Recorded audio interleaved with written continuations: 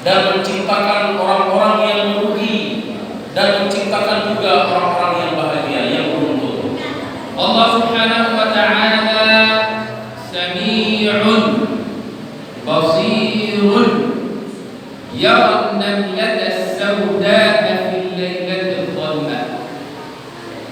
Allah Subhanahu wa ta'ala Maha mendengar. Allah Subhanahu wa ta'ala Maha melihat. Sampai-sampai yang dilihat oleh Allah Subhanahu wa ta'ala melihat, yaitu semut yang hitam yang berjalan di malam hari. Para peserta kita akan tedes si liwat di tengah petang. Kira-kira kita mau kita tedes deh. Ya baru belum petang.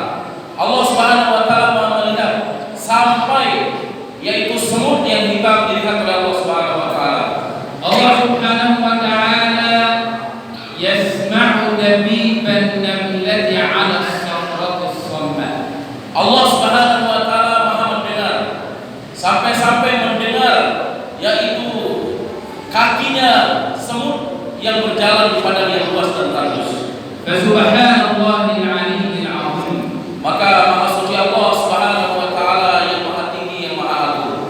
Wa asyhadu anna sayyidana wa habibana wa 'azimana wa ustadana wa mustafana Muhammadun sallallahu alaihi wasallam, yaitu selawat kepada baginda Rasulullah sallallahu alaihi wasallam. Siapa Rasulullah?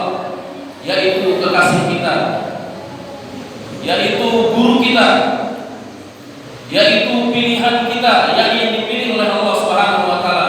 Siapa itu? Yakni Nabi Muhammad sallallahu alaihi wasallam. Semoga Allah Subhanahu wa taala mencurahkan selawat kepada beliau. Qala qailun fi hadratin nabi mutamattihan ala baitin nabi. Dan berkata orang-orang yang di hadratul Nabi yang memuji Nabi, kecintaannya kepada Nabi. Ya ala taha lana fi hayyikum qamar. Wahai Toha, Toha ini adalah julukan kepada Rasulullah sallallahu alaihi wasallam. Lahul hasa naqitun wal badru munqasim. Yaitu yang diberikan kemuliaan oleh Allah Subhanahu wa taala. Batu-batu kecil atau kerikil bisa berbicara kepada Rasulullah sallallahu alaihi wasallam, dan yakni kebesaran mukjizat Rasulullah sallallahu alaihi wasallam yang bisa membelah bulan. Taha al-bashir lahu asma'u arba'atun. Beliau diberikan keistimewaan, ada 4 yang bisa berbicara kepada beliau. Muhammadun, Ya, nama Nabi sallallahu alaihi wasallam, beliau mempunyai 4 nama ini. Muhammadun. Nah, yang pertama adalah namanya Muhammad. Ahmadun. Yang kedua nama Nabi kita adalah Ahmad. Hadi. Yang ketiga adalah namanya Hadi. Wa mu'tasim. Yang terakhir adalah namanya Mu'tasim. Untuqat li Rasulillahi arba'atun. Diberikan kelebihan oleh Allah Subhanahu wa taala bisa berbicara 4 sesuatu kepada Nabi. Ad-dabb. Yang pertama biawak. Wad-dhabyu. Wadhabiyu yakni rusa. Wad-thu'banu. Yang ketiga adalah ular. Was-sanamu. Yang keempat adalah berhala. Itu empat binatang yang bisa berbicara kepada Rasulullah SAW. Yang pertama biawak, yang kedua adalah rusa, yang ketiga adalah ular, yang keempat adalah batu. Nah, Amanat bi Rasulillahi arba'atun. amanat. Jadi beriman kepada Rasulullah ini adalah ada 4. Insun. Yang pertama adalah manusia, Wa jinnun. yang kedua adalah jin, Thumma al-'urbu. kemudian orang-orang Arab, Wal-'ajamu. yang keempat adalah orang Ajam. Laula Rasulullah fid dunya ma kana fil Islam manfa'atun. Kalau seandainya tidak ada Rasulullah di atas dunia, maka 4 perkara tidak ada. Hajjun. Yang pertama, tidak ada haji kalau bukan karena Rasulullah. Wa mina. Yang kedua, tidak akan ada Mina kalau tidak ada Rasulullah. Thumma baitullahi. Yang ketiga adalah tidak ada Ka'bah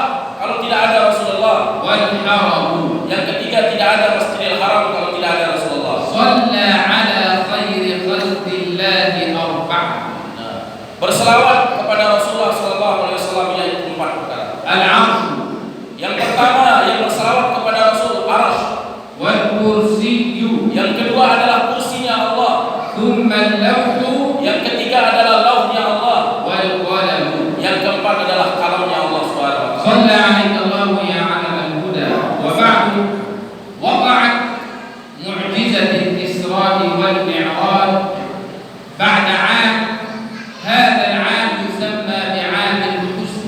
Nah, sekarang setelah itu kita akan berbicara tentang peristiwa Isra Mi'raj Rasulullah SAW. Terjadinya peristiwa Isra dan Mi'raj Rasul yaitu disebut dengan tahun kesedihan. سمي عام الحزن بعام الحزن لأن النبي صلى الله عليه وسلم فقد الأمان الداخلي والأمان الخارجي.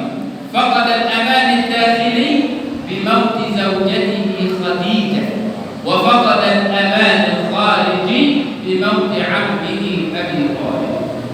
Kumbena kepalang yaumul husni, amrul husni, tahun kesedihan, yakni hilang, yaitu apa yang ada di dalam hati beliau, yang sehari-hari bersama beliau, yakni siapa yang hilang, matinya, wafatnya istri beliau yang tercinta, yakni Khadijatul Kubra. Kenapa dinamakan yaitu tahun kesedihan? Karena hilangnya pembela beliau, yakni paman beliau yang tercinta Abu Thalib. يقول النبي صلى الله عليه وسلم بينما أنا في يوم من الأيام في حالة بين النوم واليقظة. Beliau Rasulullah SAW berkata, pada suatu hari antara sadar, antara tidur dan tidak, antara sadar dan tidak sadar, ada sesuatu yang terjadi. إذ أتياني ودخل علي جبريل وميكائيل. Datanglah kepadaku yakni dua malaikat, yakni Jibril dan Mikail. فقال جبريل لميكائيل يا ميكائيل زنه، أي ضع محمد في الميزان، زنه ب10 رجال، يعني ضع محمد في كفة و10 رجال في كفة.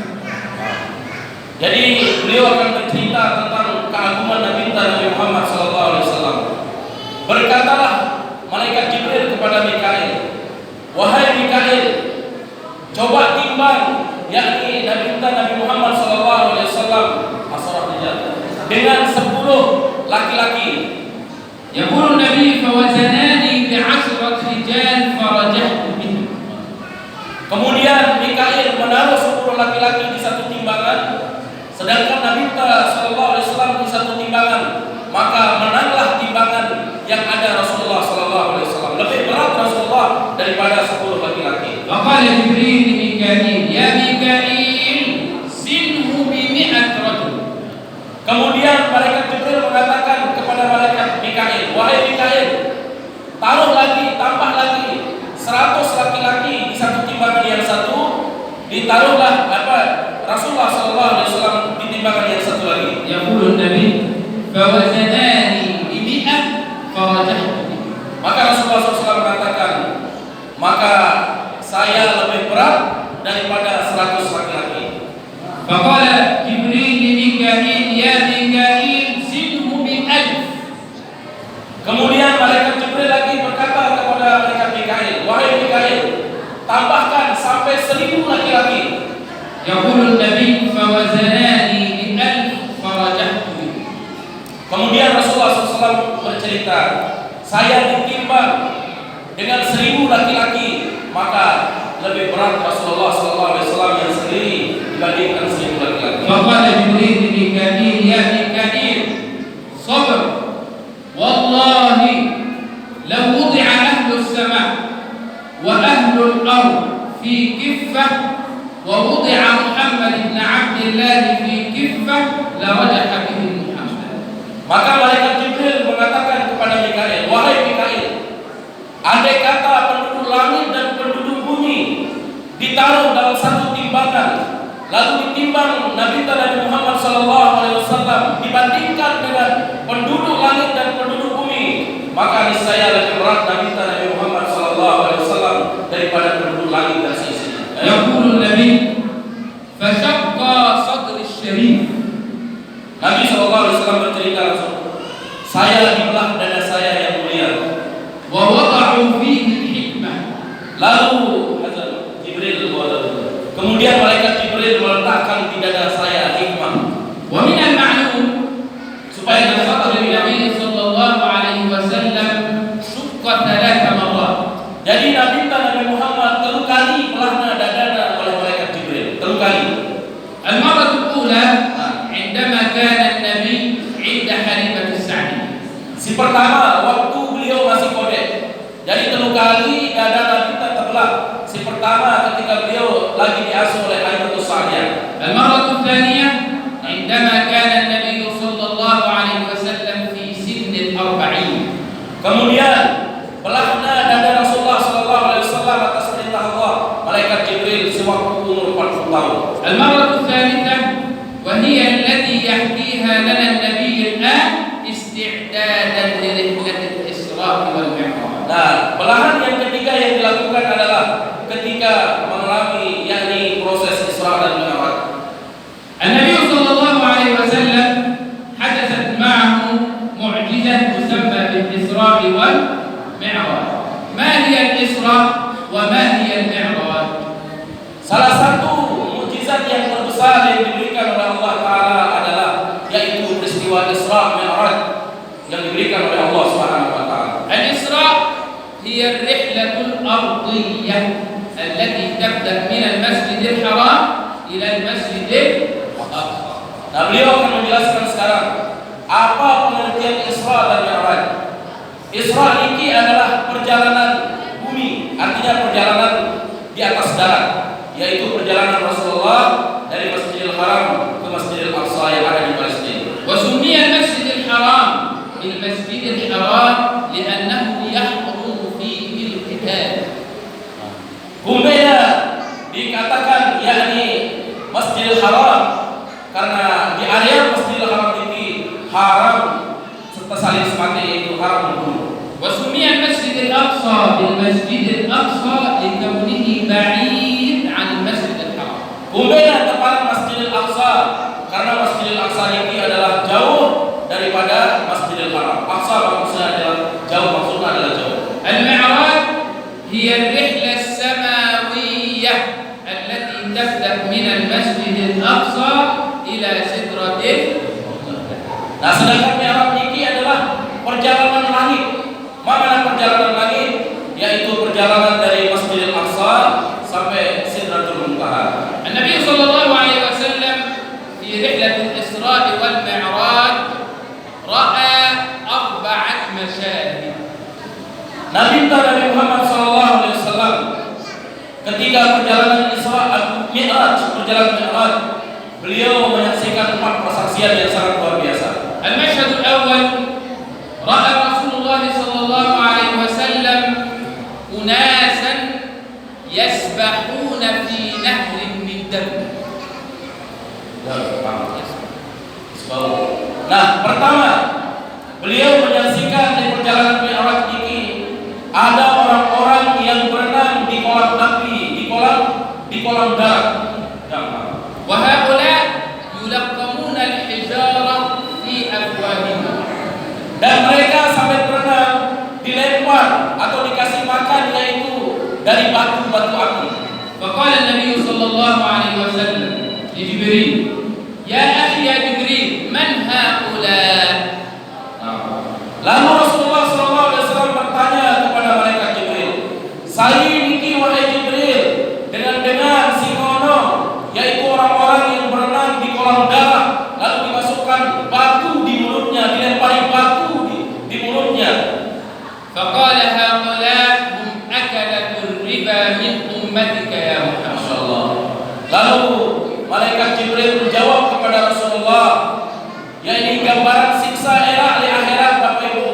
Orang-orang nanti akan berenang di kolam darah dan makan batu niki adalah orang-orang yang di atas dunia suka makan riba.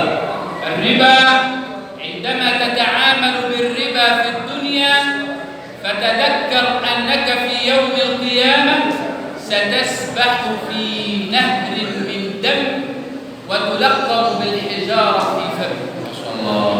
Bapak Ibu, ini sebagai pengingat untuk selalu orang-orang yang suka makan riba di atas dunia, para pasanta girang gandang kepek. Arake.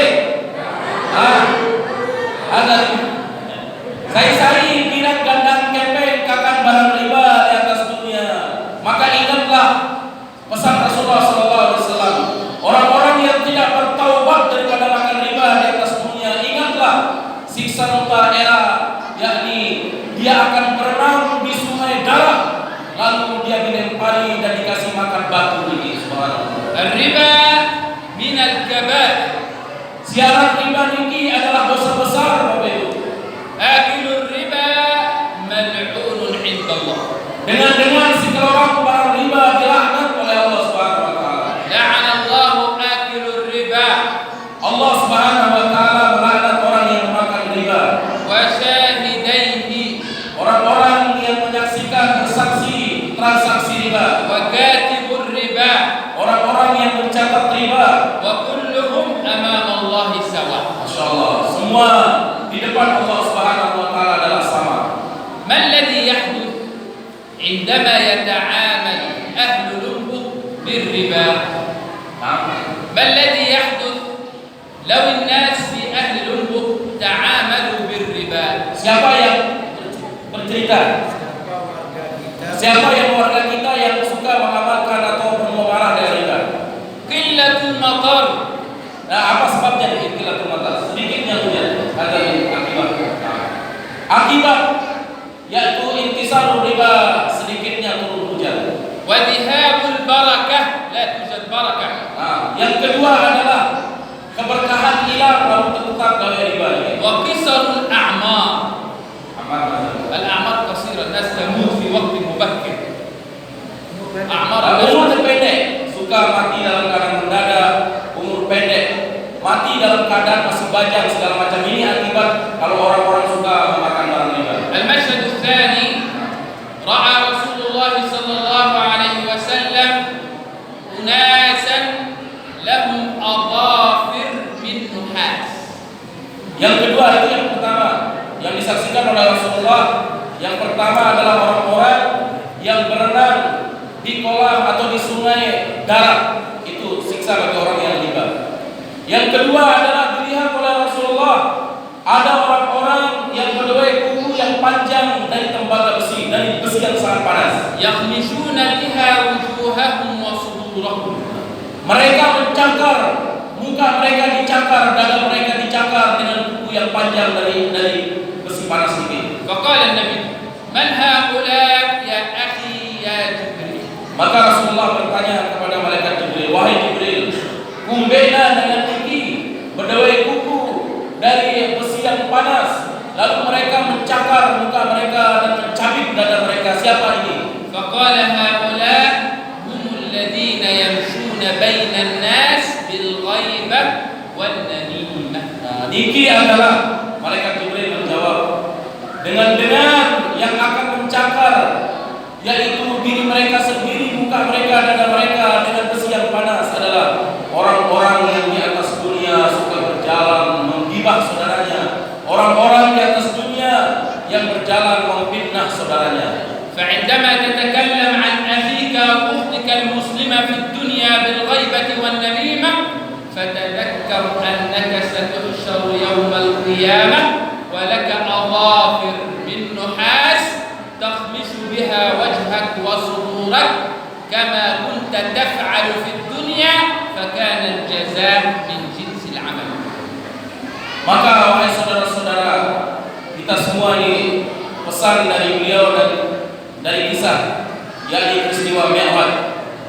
Orang-orang yang berjalan melakukan ghibah, membuka aib saudaranya, orang-orang berjalan yaitu suka mengumbar fitnah di antara saudaranya. Maka ingatlah, nanti di akhirat kita akan mempunyai kuku yang panjang dari besi yang panas, lalu kita akan mencakar muka kita sendiri dan dada kita sendiri. Maka setiap pergaulan ini min jinsil amal. Pegawaian bagus akan dibalas kebagusan oleh Allah. Pegawaian silnya maka akan dibalas oleh Allah Taala dengan kalian. المشهد الثالث رأى رسول الله صلى الله عليه وسلم أناسا أمامهم نوعين من اللحوم. Nah yang kedua, jadi hati-hati terlibat dan namimah adu domba bahwa siksa luar biasa yang ada. Nasi kedua persaksian Rasulullah, dilihat oleh Rasulullah ada disiapkan 2 daging. Era di akhirat ada 2 daging. diberitakan oleh Rasulullah, dua daging disiapkan, daging yang bagus dan daging yang busuk. Naw'un tayyib wa jamil wa ladid fayatrukuna wa la yakulun. Nah, satu bagian daging atau pas siapkan oleh Allah Ta'ala, santar bagusnya daging ini, lezatnya luar biasa, sengernya luar biasa, tapi ditinggalkan. Artinya bahwa tidak milik kalau orang daging yang bagus ini. النوع الثاني نوع من اللحوم خبيث ومنتن ونجس فيأكلون. Nah, sedangkan satu bagian daging yang disiapkan oleh Allah Ta'ala bena mampu, bena busuk, lalu mele ya kakaknya berbasanya, mele ya keluarnya, daging si mahija si lezat digalangna, terus daging si mampu ya keluarnya ya kakaknya. فقال النبي من هؤلاء يا أخي يا جبريل. Lalu Nabi SAW berkata kepada malaikat Jibril, ya Jibril, wahai kekasihku, wahai sahabatku, kumena dengannya. Nah, siapa dua daging si bagus dan dia memilih keluarannya, lalu daging si kotor si mampu ya kakaknya ya keluarannya. فقال هؤلاء هم أهل الزنا من أمتك يا محمد. Ya Allah. Jadi dijawab oleh malaikat Jibril, ya Muhammad, inilah akibat orang-orang yang suka berbuat zina di atas dunia. Arak barang halal, mohon maaf, arak si halal, lalu deman ya si halal. Kita berdua mohon maaf, arak selina ta, deman kita kaca dengan dina sindik di halal. Tapi joras jadi mohon maaf pacaman, aranan kita berumbu bapak daripada kita serong-serong. Kita terumbu ke? Aran kita berumbu daripada kita kemilih-milih waktu tua, perayaan-perayaan waktu tua. Berumbu, lalu bermampu. Deman kita berzina daripada dengan yang halal. Arak selina kita laku macam-macam kita. Lebih baik kita nambah kita semamanya. Dengan nina arak semamanya, lebih deman dia serong tiba dengan laki-laki lain. Azza maksudnya zina, yaitu orang-orang yang suka berzina di atas dunia, maka siksa nanti di akhirat adalah dia senang memakan daging yang busuk. الرجل تكون عنده المرأة في الحلال فيتركها ويذهب إلى المرأة في الحرام، والمرأة يكون عندها الزوج في الحلال فتتركه وتذهب إلى الرجل في الحرام. Masya Allah. Nah, beliau jelaskan dengan mantap lagi.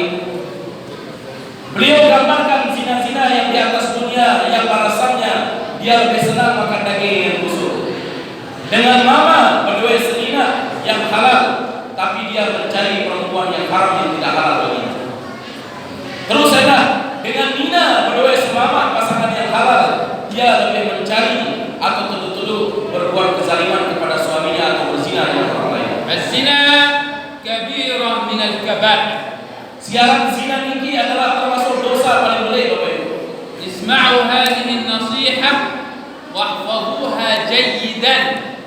لا زنا مع الزنا. Dengarlah oleh kalian semua, bapak-bapak semua kita yang hadir, dan dengarlah oleh kalian semua pesan beliau, dan simpanlah dan jaga diri kalian dari perbuatan zina. Ingat, siaran dengan bilang berzina dia berkah hidupnya. Siaran dengan bilang berzina dia darah ceritanya dengan sugi yang diberkahi oleh Allah lalu masih negara zina. الزنا قرين الفقر ولو بعد حين. Siaran zina niki adalah sahabatnya kepakiran. Becah terjadi dengan miskin namun terkira berzina walau ba'da pirang-pirang. المشهد الرابع رأى رسول الله صلى الله عليه وسلم أناسا تقرض شفاههم وألسنتهم بمقارض من حديد. Yang keempat adalah yaitu disaksikan oleh Rasulullah ada orang yang bibirnya dan lidahnya yaitu dicubur atau digunting dengan hadid dari besi yang panas. فقال النبي من هؤلاء يا أخي يا جبريل. Nah, saya ini lalu Rasulullah bertanya kepada malaikat Jibril. قال هؤلاء هم خطباء الفتنة من أمتك يا محمد. Namun baru balik pagi itu anu seleknya andi terfokus ngaji panitia. Kan sebentar ngaji ini.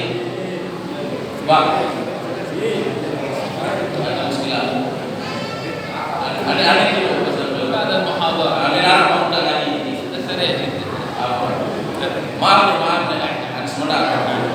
المشهد الرابع رأى رسول الله صلى الله عليه وسلم أناسا تقرض شفاههم وألسنتهم بمقارض من حديد. Persaksian yang keempat ini yang terakhir, insyaallah akhir Yasin insyaallah. Sabar. Jadi ada orang-orang yang bibirnya dan lidahnya digunting dari besi merah di akhirat, disaksikan oleh Rasulullah. Lalu Rasulullah bertanya kepada malaikat Jibril, siapa ini wahai Jibril? فقال جبريل هؤلاء هم خطباء الفتنة من أمتك يا محمد. Lalu Jibril mengatakan, ya Rasulullah, orang ini adalah suka yaitu berpidato menyampaikan fitnah di antara umatku. Seorang guru yang suka membuat fitnah dalam pidatonya, seorang ustaz yang suka membuat fitnah di pidatonya.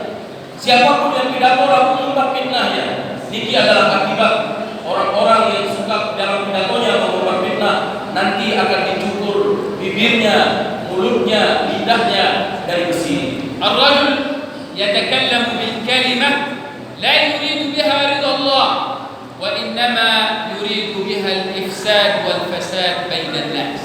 Seseorang yang berpidato yaitu bukan mencari ridha Allah, tetapi orang-orang yang berpidato menyampaikan khutbahnya yaitu supaya orang-orang bermusuhan, mencari sesuatu kerusakan di antara masyarakat.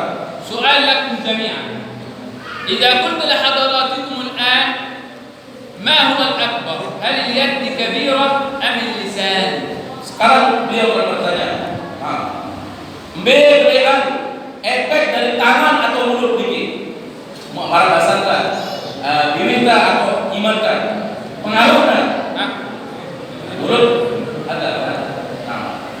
العقل والمنطق يقول اليد أكبر من اللسان، لكن اللسان صغير جرمه يعني حجمه صغير، كبير جرمه الخطأ منه كبير. Mungkin secara akal temui melihat imanta daripada bibirta, tetapi sesungguhnya adalah lidahta atau bibir kita ini mungkin kecil, tapi jaraknya, dosanya besar, akibatnya besar.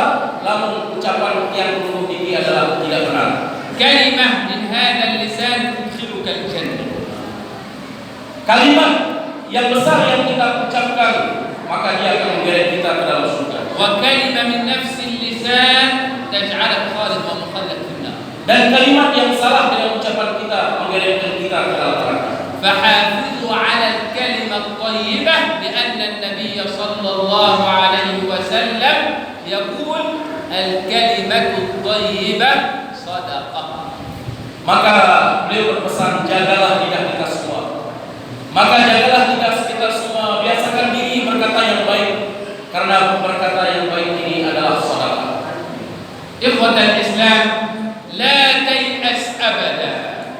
Wahai saudaraku seislam, seiman, seislam, janganlah berputus asa selama-lamanya. لأن الذي يدبر الكون لا أنا ولا أنت. Karena tidak ada yang mengatur dunia ini, bukan saya, bukan kalian, kata beliau. إنما الذي يدبر الكون هو الله. Karena sesungguhnya yang mengatur alam ini semua adalah Allah. Allah Subhanahu wa taala qad yu'tika malan. Allah Subhanahu wa taala memberikan engkau harta, walakinahu la yu'tika ghina. Akan tetapi Allah taala dia sadina suki. Sadina kita akan menang oleh Allah taala, lalu dia sadina suki hati oleh Allah taala. Qad yu'tika quwwah. Allah taala sadina dia perlu kekuatan, walakinahu la yu'tika sihha. Akan tetapi belum tentu Allah sadina kita sehat. Qad yu'tika amalan. Allah taala ولكنه لا يعطيك فيه قبولا. Akan tetapi belum tentu Allah menerima amal itu. قد يعطيك ولدا Allah Ta'ala saja yang menunggu bidadari, ولكنه لا يعطيك فيه صلاحا. akan tetapi belum tentu diberikan anak yang soleh. قد يعطيك دنيا Allah Ta'ala mungkin memberikan yang menunggu dunia, ولكنه لا يعطيك دينا. akan tetapi belum tentu Allah memberikan agama di dalam hati kita. قد يعطيك غنى في الدنيا تفعل في الدنيا ما تريد. Mungkin Allah Subhanahu wa Ta'ala memberikan tiang peluru kekayaan dengan kekayaan tiang peluru melakukan apa aja milik tiang peluru. ثم في الآخرة يحرمك مما تريد. Akan tetapi era di akhirat belum tentu tiang peluru selamat. فالله يرفع من شاء على ما شاء. Allah Subhanahu wa Ta'ala mengangkat derajat siapa yang dikehendaki atas apa yang dia ويعز من شاء على ما شاء. dan menghinakan siapa yang dikehendaki atas apa yang dia ويذل من شاء على ما شاء. Allah Subhanahu wa Ta'ala menghinakan siapa yang dikehendaki oleh Allah. فذاك أخذ منه وذاك أعطى. Bisa jadi Allah kuasa memberikan satu pemberian, mengambil satu pemberian dan diberikan orang lain. وذاك خفضه وذاك علاه. Ada orang yang direndahkan dan ada orang yang diangkat, diambil dari rendah, diangkat oleh Allah. إذا عجبت لتدبير الكون فقل لا إله إلا الله. Apabila kita sudah merasa terkagum-kagum, terheran-heran atas semua pengaturan ini, maka ucapkan oleh kita semua la ilaha illallah. وصلى اللهم على نبينا محمد وعلى آله وصحبه وسلم. Masyaallah. Jadi singkat penyampaian beliau perlu sampaian. Khulasah kesimpulan Bapak Ibu, perjalanan Isra Mi'raj ini adalah perjalanan yang sungguh luar biasa, bukan perjalanan spiritual, tapi beliau menceritakan, diperlihatkan oleh Allah, yakni bagaimana siksa yang dulu, akibat yang dulu era waktu di akhirat. Hati-hatilah bermain dengan riba, yang gadang kepeng. Yang kedua adalah hati-hatilah menggibah atau memfitnah saudara-saudara kita. Hati-hatilah berbuat zina. Mungkin lagu mainan semendak lagu era di akhirat luar biasa. Yang terakhir adalah hati-hatilah oleh para ustaz, para dai yang suka membuat fitnah di tengah masyarakat, yang suka merusak golongan-golongan masyarakat. Mudah-mudahan Allah Ta'ala ampuni dosa-dosa kita. Mudah-mudahan Allah Ta'ala berikan kita taufik.